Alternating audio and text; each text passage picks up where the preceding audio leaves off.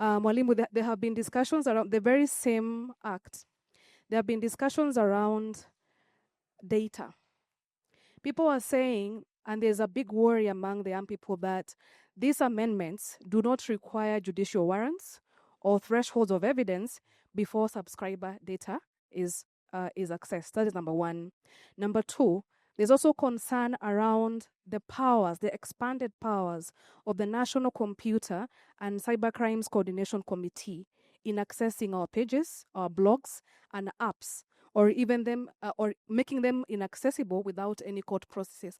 Kindly expound to us what this law does in terms of our freedom of expression, right, freedom of the media, fair administrative action, and right to fair hearing. Asante sana. Thank you very much. I will be very short because time is well spent. Thank you, Levi. Thank you, Tom. The problem with Section 27, Section 6 have well been highlighted. Section 6 Section 6 of the Amendment Act purports to give enormous power to this organ called the National Cybercrimes and Computer Committee, and the powers are enormous. Pull down your blogs for those reasons that are stated. Now, if you look at Section 46 of the Amendment Act, Section 46 envisages that court orders should be granted to pull down some of those sites, get orders to injunct some certain publications. So in essence, even within the Amendment Act, Section 46 and Section 6 are clashing. Now let's look at the Constitution. What does the Constitution say?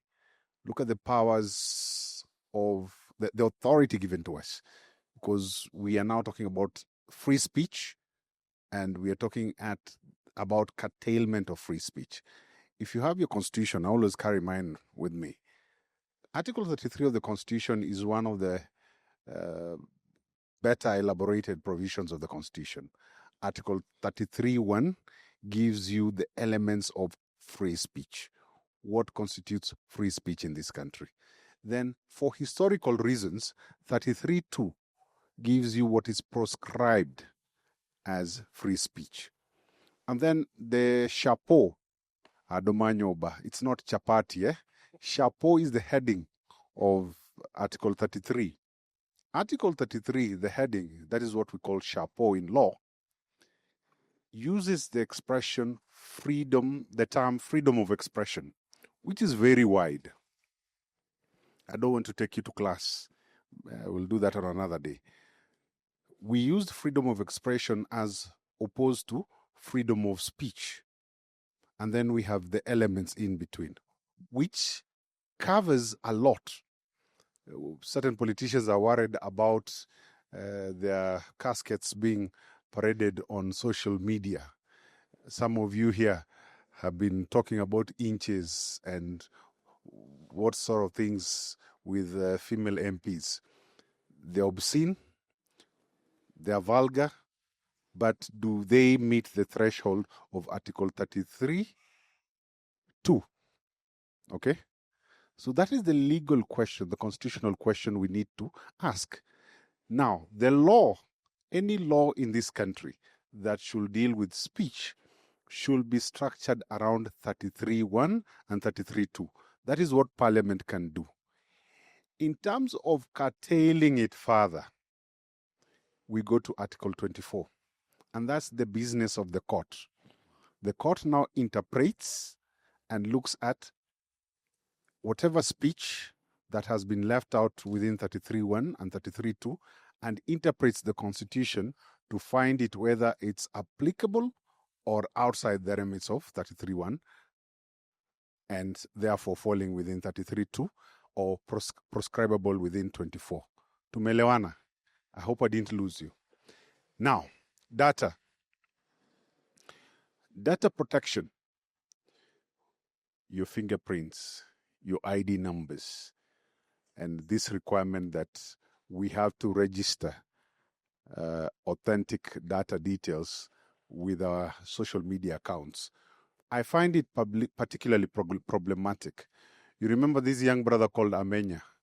He's the one who leaked to us the Adani story. Sindio? Most of you were not born when we have somebody by the name Mutankei. There's a fellow who leaked to the Goldenberg story.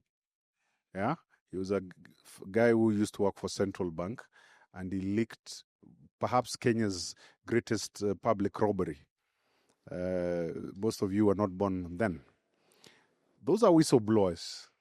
They will probably use anonymized accounts, and they will leak to us the scandals that are happening in government. Wachanene na the tea that you guys like from Aoko. I'm talking about scandals, real scandals, things that are being done in government. This other guy, what's his name?